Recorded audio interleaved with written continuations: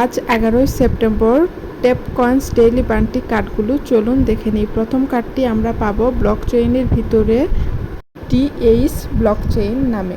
এরপর আমরা দ্বিতীয় কার্ডটি খুঁজব। দ্বিতীয় কার্ডটি হচ্ছে বিটকয়েন ক্যাশ, কিন্তু কার্ডটি লক, তাই আমরা তৃতীয় কার্ডটি খুঁজব।